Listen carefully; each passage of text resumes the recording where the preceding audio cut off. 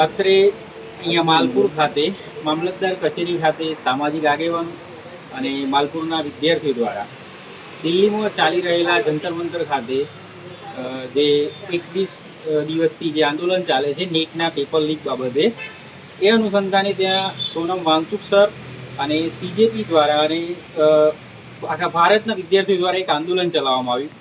ઉપવાસ કાર્યક્રમ રાખવામાં આવ્યો અને 20 જુલાઈએ સંસદમાં માર્ચ કરવાની હતી. અને એક પોતાની સરકાર સામે અમારો સવાલ હતો કે નીટમાં વારંવાર પેપર લીક થાય છે. બીજી પણ ઘણી બધી એક્ઝામો છે, ગુજરાત સરકારની, ભારત સરકારની, એસએસસી છે, પોલીસ છે, બધી જ એક્ઝામમાં અત્યારે ગફલા થઈ રહ્યા છે. તો એના માટે આ લોકો ત્યાં આવેદનપત્ર આપવાના હતા, વાત કરવાના હતા, પણ સરકાર ખબર નહીં સાંભળતી નથી. એજ્યુકેશન સિસ્ટમ એકદમ કથળતું જાય છે. એ અનુસંધાને આજે અમે અહીંયા પણ ભેગા થયા અને આખા ભારતમાં વિરોધ ચાલી રહ્યો છે. ત્યાં આગળ શાંતિપૂર્ણ માર્ચ થવાની હતી, તો પોલીસ દ્વારા અને સરકાર દ્વારા તે લાઠીચાર્જ કરવામાં આવ્યો વિદ્યાર્થીઓ ઉપર. એ દુઃખદ બાબત છે.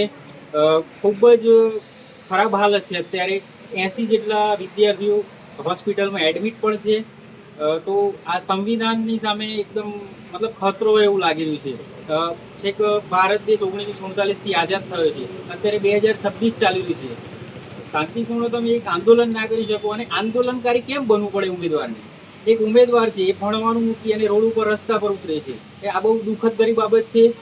સત્તામાં જે સરકાર છે એને સવાલ પૂછો તો એ દેશદ્રોહી બનાવી દે છે તમને. આ તો બહુ ગલત વસ્તુ છે. બરાબર. તો મારો સરકારને, સત્તાને અને આખી સિસ્ટમને એક સવાલ છે કે ક્યાં સુધી વિદ્યાર્થીઓ રોડ ઉપર આવવું પડશે? આમ નાગરિકોએ મોંઘવારી માટે રોડ ઉપર આવવું પડે છે. કોઈને જમીનના પ્રશ્નો છે, કોઈને ઘરના પ્રશ્નો છે, સીએનજી માટે બોલવું પડે છે, શિક્ષણ માટે બોલવું પડે છે, પેપર લીક માટે બોલવું પડે છે. વારંવાર આ એકને એક પરિસ્થિતિ બની રહી છે.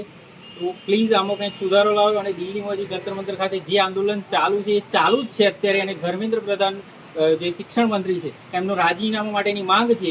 એ એક જ માંગ છે કે એ માંગ પૂર્ણ થવી જોઈએ અને સિસ્ટમમાં ફેરફાર થવો જોઈએ. જય હિન્દ, જય ભારત.